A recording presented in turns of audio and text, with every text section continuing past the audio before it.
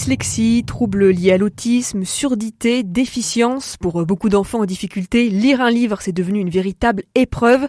Et l'apprentissage même de la lecture parfois est très souvent un parcours du combattant. Alors pour aider ces enfants à s'aventurer entre les pages et à profiter de tous ces merveilleux récits qui existent, une Sartoise a inventé des livres adaptés. Bonjour Florence Briet. Bonjour. Vous êtes la créatrice de la maison d'édition Adabam. Alors c'est une maison indépendante, associative, qui a été fondée à Noyen-sur-Sarthe il y a bientôt 15 ans déjà. Ça vous est venu comment ce projet un peu fou ? Alors, c'est venu de rencontres avec des enseignants.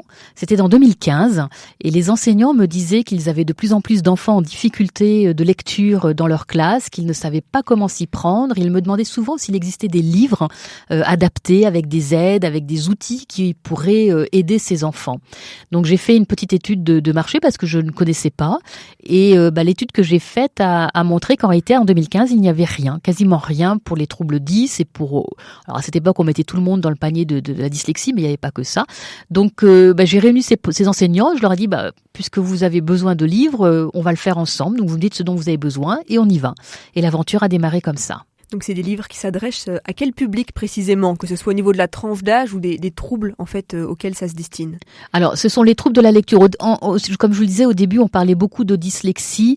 Moi je parle plus de dyslexie parce qu'en réalité tout ce qu'on met en place pour aider ces enfants à construire leur stratégie de lecture, ça fonctionne pour tout le monde.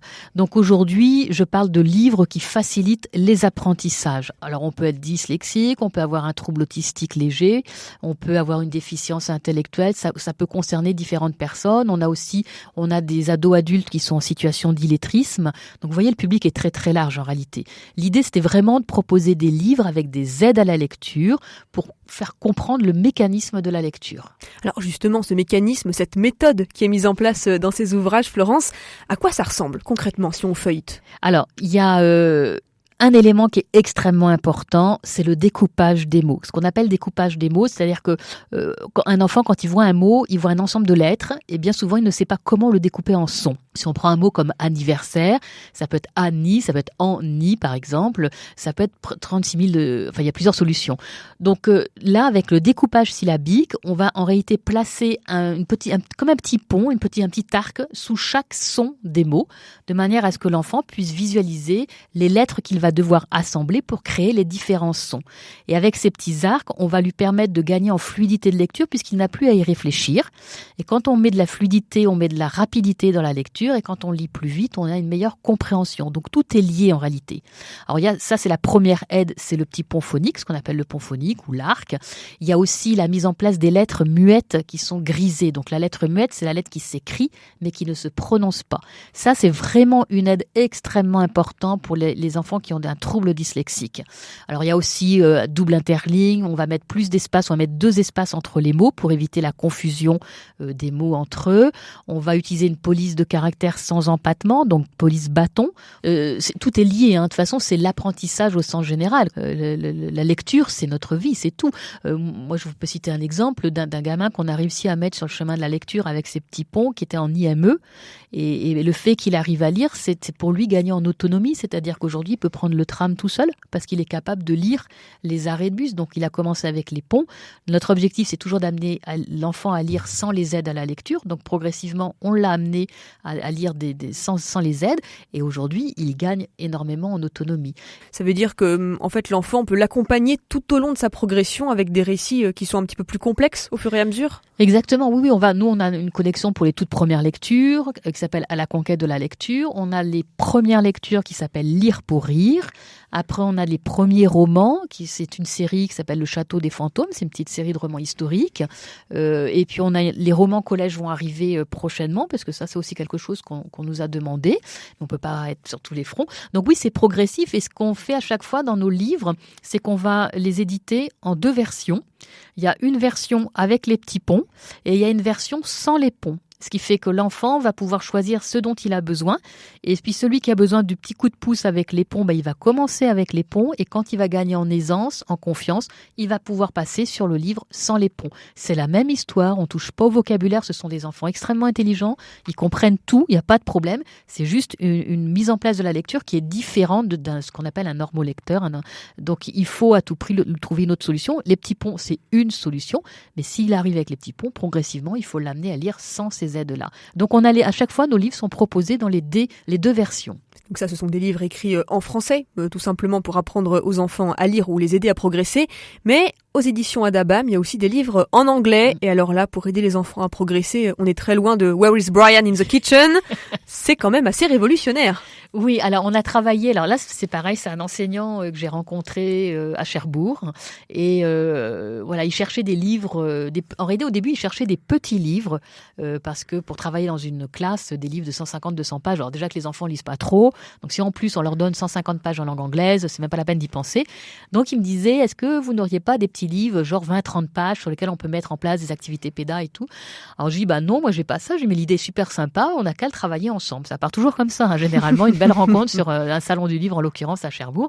Et donc, on a travaillé. Et moi, je dis, mais ce qui serait vraiment intéressant, c'est d'aider l'enfant à mémoriser les sons anglais, puisque ça, c'est ce qui est difficile en langue anglaise, même pour une personne qui n'a pas de trouble dyslexique. Hein, quand on a un mot, on ne sait pas toujours comment le prononcer. Ce qui est drôle, c'est que quand j'en parle, parce qu'on travaille avec des anglophones avec nous, qui nous aident, souvent ils me disent, mais ces petits livres-là, ils nous sont bien utiles, parce que nous aussi, quand on a des mots qu'on ne connaît pas, on ne sait pas toujours comment les prononcer.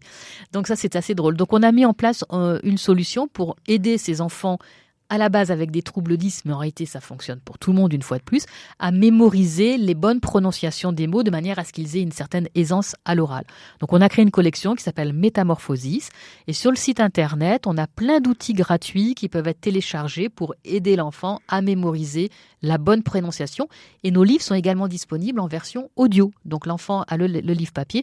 Alors je dis l'enfant, mais on a aussi beaucoup d'adultes qui se remettent à l'anglais.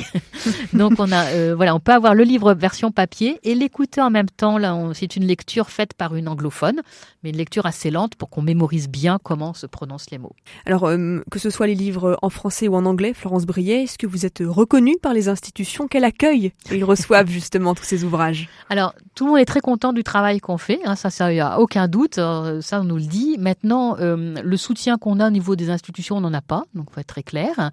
Moi, je vois par exemple quand j'interviens en conférence ou quand je forme les enseignants, là, il y a le mois de janvier, j'ai donné 2 conférences. Dans le public, il y avait des enseignants qui disaient mais c'est exactement ce dont on a besoin parce que là, au moins, c'est concret, c'est pragmatique, on sait quoi faire dans notre classe, on sait comment adapter nos textes parce que nous, on propose aussi un outil informatique gratuit qui va permettre d'adapter quasiment automatiquement, mettre les mots en couleur, mettre 2 espaces entre les mots, tout ça, il y a des outils qui existent et qui le font en 3-4 clics. Donc tout ça, on l'explique lors de nos conférences. Et nous, on adorerait pouvoir partager ça à l'ensemble du corps, des enseignants, parce que c'est quelque chose d'extrêmement utile. Dans une classe, on a 5-6 gamins qui sont en difficulté de lecture, donc c'est énorme. Une dernière question, Florence Briet. Les projets des éditions Adabam pour cette année qui arrive ou pour les années à venir, quels sont-ils? On a beaucoup de projets. Donc, on va développer, on va poursuivre l'apprentissage de l'anglais avec une méthode d'apprentissage 100% oral.